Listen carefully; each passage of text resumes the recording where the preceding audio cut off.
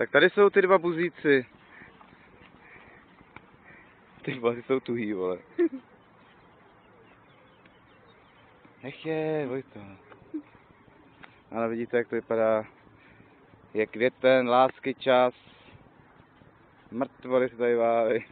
Nech je, Vojto. Nech je, kurva.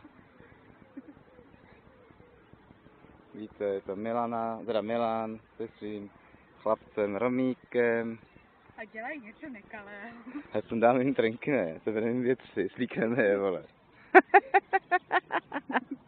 To by byla prdel, ty vole. Roman má nový telefon. Kde?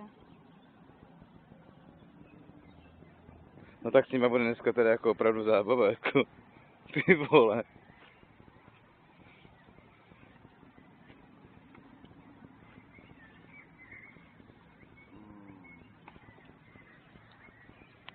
Milane, jsi to ty? Aha. Víš, že jste tady píchali s Romanem? Aha. Že vás natáčela televize? Aha. Aha.